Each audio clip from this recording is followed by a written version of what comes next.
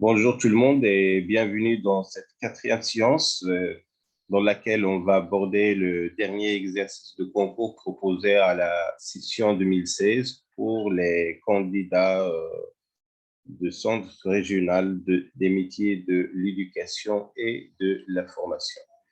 Alors, j'ai déjà mentionné que cette session a une particularité qui concerne la nature du sujet proposé, à savoir un sujet rédactionnel, à l'encontre des autres sessions où l'épreuve est proposée sous forme de UCM. Et donc, bien évidemment, il sera tenu compte de la clarté, la précision, la lisibilité, l'encadrement des résultats et dans l'appréciation de la copie. Alors, cet exercice, c'est le dernier, il est noté sur 25 points sur 80. Alors, on va commencer d'abord par lire le sujet. Alors, soit E, l'espace vectoriel sur R des applications continues de 0,1 au vert dans R était l'application de E dans E, définie par, quel que soit F appartient à E, quel que soit X appartient à l'intervalle ouvert 0,1, T de F de X égale à F X de I plus F X plus 1 de.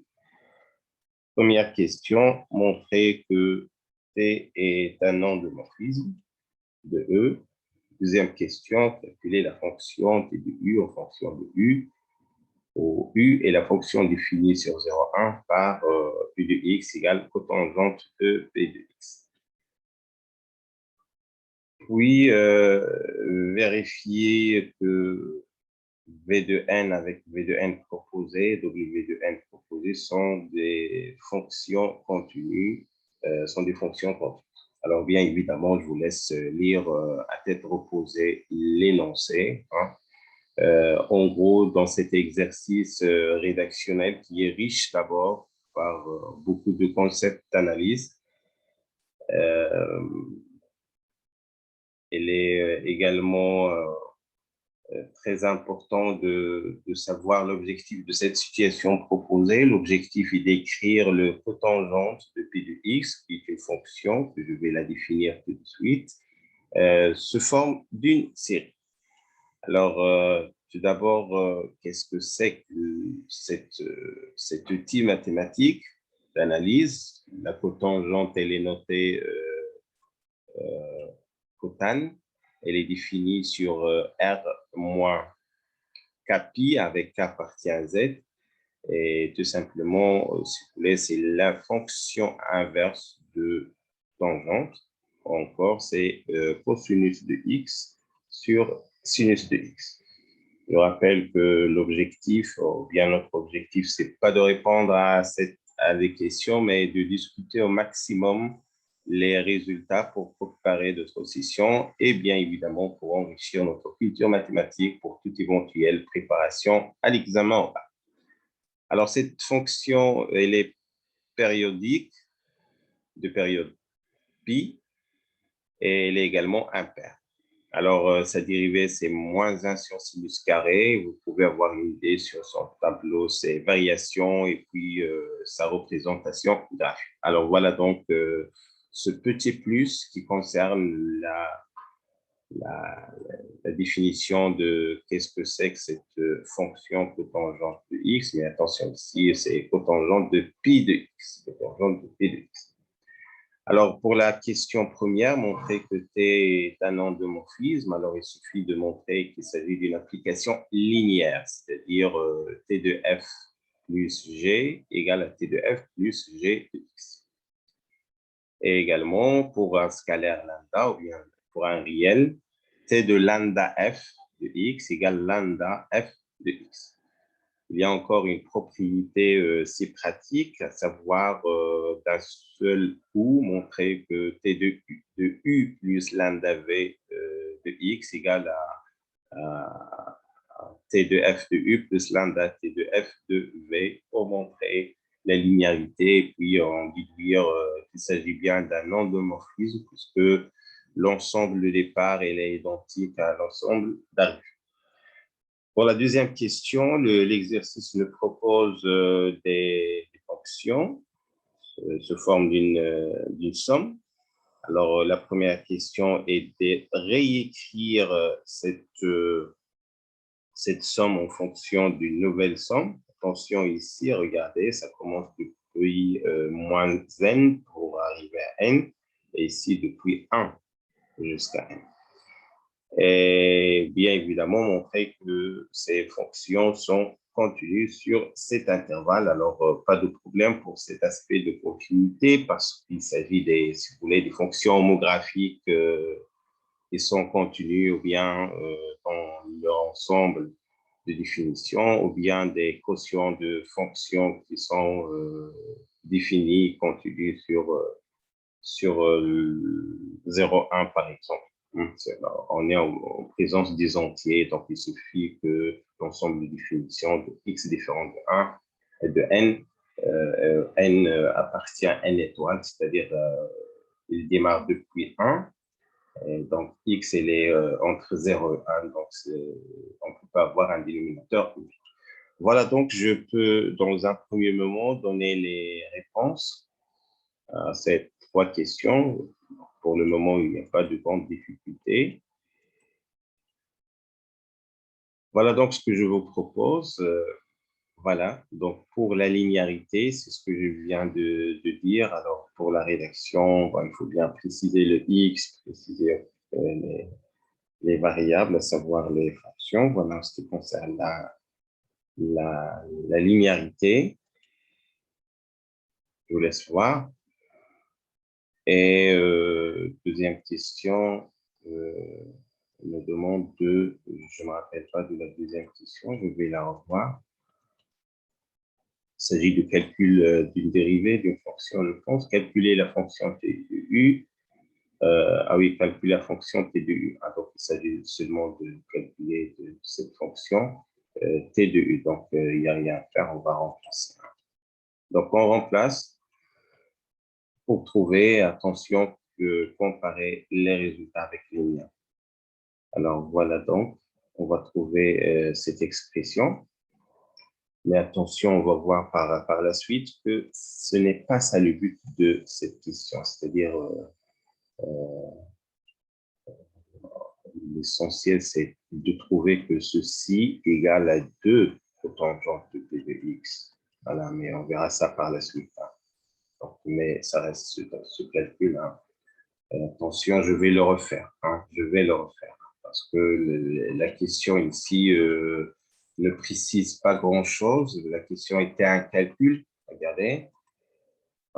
Calculer t de u hein, en fonction de u. Ah oui, c'est déjà précisé. Alors, en fonction de u, donc on va trouver que, je n'ai pas fait attention, que c'est égal à 2 fois u de x. Attention à vérifier ceci. Bien sûr, je vais vous présenter la réponse après. Donc, le calcul que je viens de présenter dans un premier moment, c'est juste un calcul général, mais l'objectif, c'est de montrer ce calcul en fonction de U. On va trouver que c'est 2 fois U de x. Hein, et c'est un résultat important. On va le voir par la suite. Et bien sûr, je l'ai déjà démontré.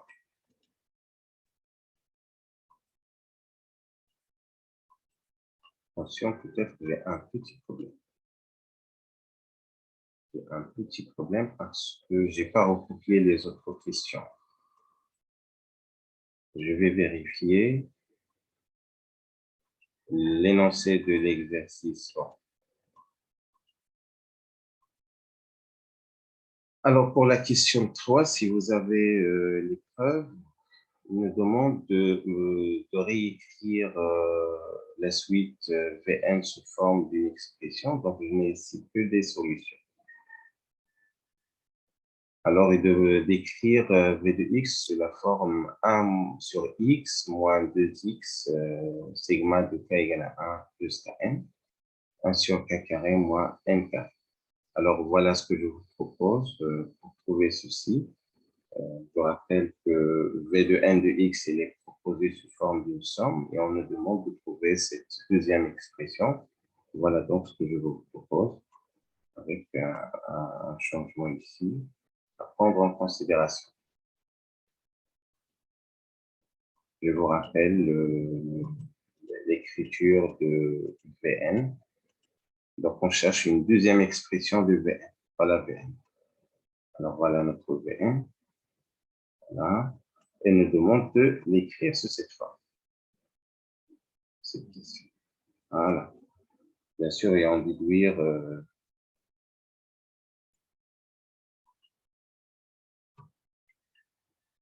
voilà donc ce que je vous propose. Donc, on est arrivé à écrire ceci sous forme de la somme présente. Alors, question suivante, on nous propose de suite Vn et Wn. Je ne sais pas si vous avez l'énoncé de l'exercice. Alors, j'ai raté d'écrire les questions dans certaines diapositives, mais quand même, je vais vous donner la réponse. Alors, pour la question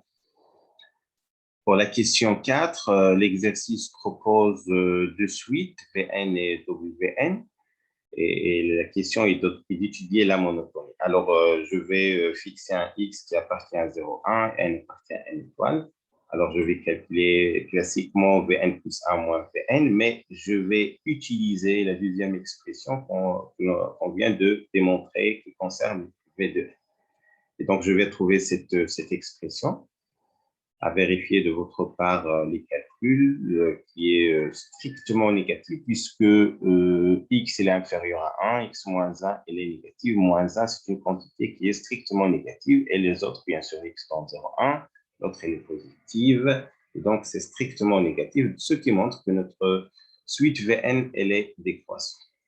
On va procéder par de même, calculer le signe de la différence de Wn plus 1 moins Wn. On va trouver qu'il s'agit bien d'une quantité qui est strictement positive et donc notre fonction Wn, elle est croissante. Attention, ce n'est pas fini parce que dire que deux suites sont adjacentes, il y a une autre condition, à savoir la première croissante, l'autre décroissante, c'est des raisons de monotonie inverse, mais la différence devrait tendre vers 0. Alors, pour la différence, d'après même la définition du Wn, alors Wn, c'est Vn moins 1 sur x plus n, ou plus 1 sur x moins n, donc c'est une quantité qui tend vers 0. Finalement, notre Vn et Wn sont adjacents.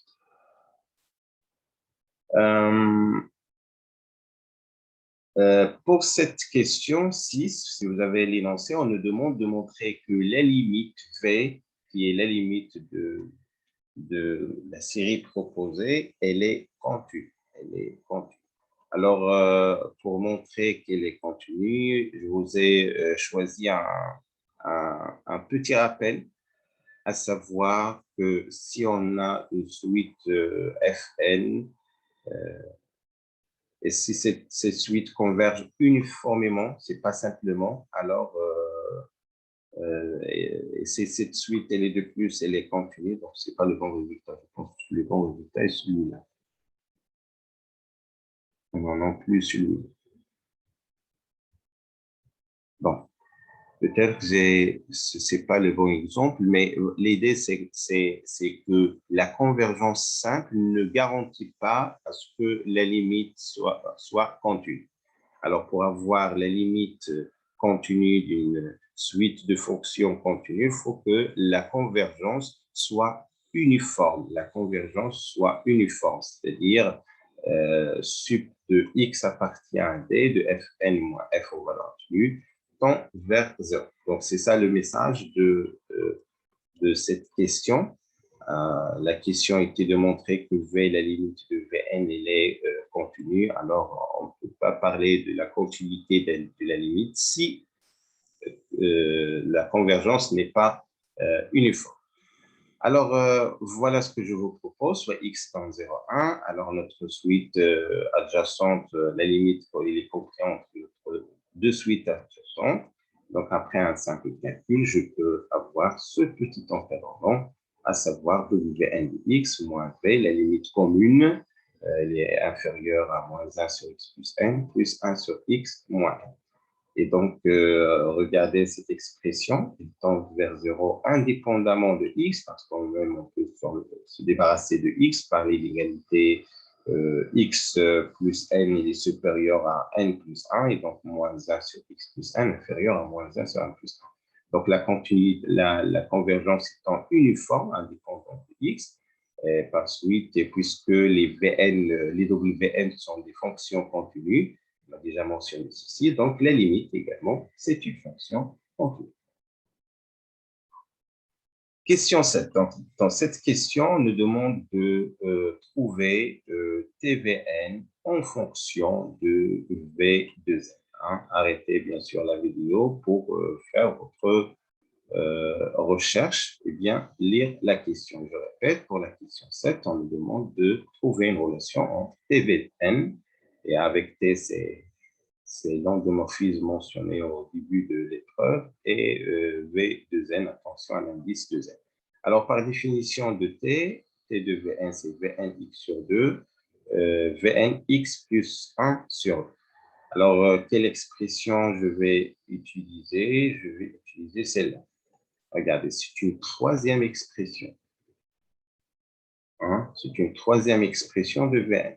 Donc, je rappelle que Vn est d'abord défini sous forme d'une somme, allant de moins 1, moins n jusqu'à n.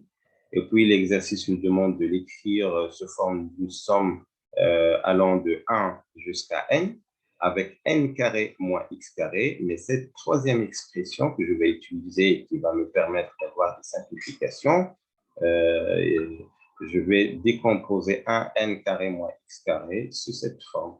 Donc, c'est pourquoi j'ai assuré fortement aussi cette partie qui contient déjà 1, 2x. Donc, on n'a pas. Et donc, par cette expression, le reste un petit calcul à faire. Je vous propose de le refaire à la main. Finalement, je vais trouver que T de Vn, c'est 2 fois V indice de n plus cette expression 2 sur 2n plus 1 plus x, une quantité bien évidemment qui tend vers 0. Et donc, on peut avoir que T de V égale à 2 fois V. Et ça veut dire de plus que la limite, elle vérifie la condition au départ, à savoir V de x plus 2 plus V de x plus 2 égale à 2 fois V de x. Cette propriété également vérifiée par la fonction proposée par l'épreuve cotangente de P de x. On en aura besoin par la suite. Alors, 8e question, considère une fonction f définie sur et continue sur 0,1. La question nous demande de montrer qu'elle admet un maximum et que l'on note m, et qu'il existe un x0 qui donne le maximum de f, et que ce f de x0 sur 2 égale à m, où m est le maximum. Alors, voilà pour la 8e question, pour cette question 8. Alors, puisque notre fonction elle est déjà contenue sur le 0,1, donc il est borné à atteint ces bornes. Donc, on va noter x0 appartient à 0,1, tel que f de x0 égale à f. Et donc, voilà l'existence de cette borne supérieure de la fonction. Elle existe du fait que notre fonction, elle est continue. Alors, pour montrer que f de x0 sur 2 égale à m, on va raisonner par la suite. Et on va supposer que ce m, qui est la borne supérieure de f, en fait, c'est le maximum puisqu'il est atteint. C'est plus qu'une borne supérieure, est différent de x0 sur 2. Alors, du fait qu'il est différent de f x0, alors elle est strictement inférieure à m. De même, f de x0 sur 2, elle est strictement inférieure à m, puisque m, elle est le maximum. Donc, elle est le maximum. Alors, si on fait la somme, on va trouver que c'est inférieur à 2m. Mais 2m, c'est 2f x0, mais d'après la définition même de la fonction, c'est que pour tout x appartient à 0,1, f de x sur 2 plus f de x plus 1 sur 2 égale à 2f, ce qui contredit la définition même de la fonction. Finalement, on arrive à montrer que que cette borne supérieure m égale à f de x0 sur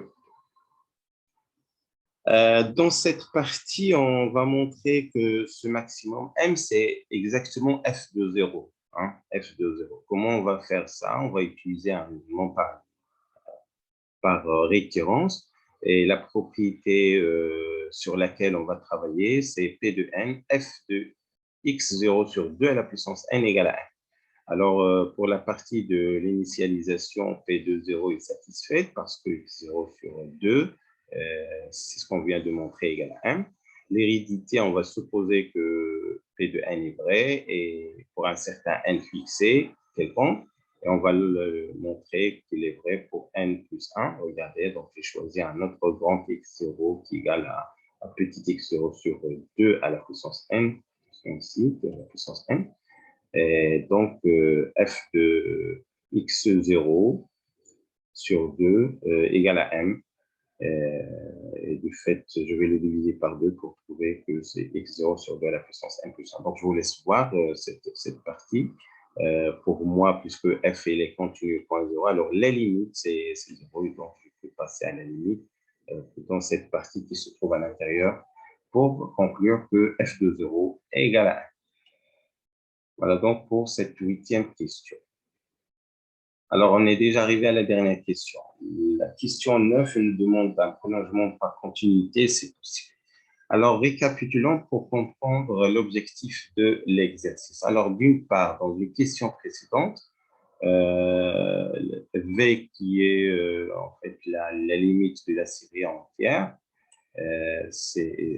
satisfait cette propriété. On a déjà montré d'après une question lorsqu'on a calculé T de Vn, on a trouvé que c'est 2 fois V de 2n, ainsi de suite. Mais d'autre part, la fonction cotangente P de x satisfait également cette propriété. Oui, mais d'après la deuxième question, la question par laquelle on a commencé l'épreuve, lorsqu'on nous a demandé de calculer l'image de U en fonction de U. Hein. Donc également, voilà la réponse, la démonstration. Et puis, on a un système de cette forme. Alors, pour ce système de cette forme, je vais faire la différence et vous pouvez voir le sujet, que le sujet propose une fonction f qui est égale à v moins a, je pense, a cotangente à u. Hein, et u, c'est le cotangente de p de x. Et puis, il nous demande, voilà, donc ce système, il est vérifié par cette fonction. Et cette fonction, elle vérifie cette propriété d'après la question précédente. Elle est constante, cette propriété. Elle est constante. Et de plus, f de 0 est égal à 0, donc elle est nulle. Hein, elle est nulle. Et donc, puisqu'elle est nulle, elle est prolongeable par continuité, et f de 0, c'est 0. Et donc, ce qui me permet d'écrire avec le a égale à pi, v égale à a de u. Hein, ce qui me permet d'écrire, d'en déduire le résultat cherché, à savoir, voilà, j'ai déjà mentionné ceci. F est une fonction constante, celle-là, V moins AU, regardez l'énoncé de l'exercice, on a de plus F de 0 égale à 0, donc on est nul. Finalement, regardez, pi cotangente de pi de x égale 1 sur x plus 2x, la somme infinie de 1 sur x carré moins n carré. Pour le domaine de définition, si vous avez remarqué qu'on travaille sur R-Z, c'est tout à fait normal parce que cette identité remarquable, si on l'écrit, contient le terme x moins n, hein, x moins n, donc cette quantité devrait être différente de 0, et donc on peut enlever les nombres, tous les nombres relatifs. Voilà donc pour cet exercice, c'est riche. Je vous propose toujours à titre de révision une autre variante de l'exercice, c'est-à-dire écrit d'une autre manière pour arriver au même résultat, sauf que les questions ici sont un peu plus détaillées parce que l'exercice comme il est posé par cette question n'est pas vraiment, ne suit pas un enchaînement ou bien il suit un enchaînement un peu difficile à concevoir, c'est-à-dire à comprendre quel est l'objectif. Parfois, on nous demande d'étudier quelques questions, mais ne sont pas vraiment bien placées ou bien ne sont pas plus détaillées lorsque je vous propose cette situation qui va vous permettre d'avoir un enchaînement un peu clair, regardez, pour trouver finalement les questions. Regardez par exemple pour la question 4, où il est demandé de montrer que la fonction, elle est nulle. Ben, on commence par des questions qui sont détaillées, et ça, c'est important. Ça, c'est important par rapport à notre exercice. Voilà donc pour cette dernière partie de 2016. J'espère que vous avez pu retenir quelque chose d'essentiel. En ce qui concerne la partie didactique, vous pouvez également la trouver sur cette chaîne. Merci de votre attention et très bonne préparation.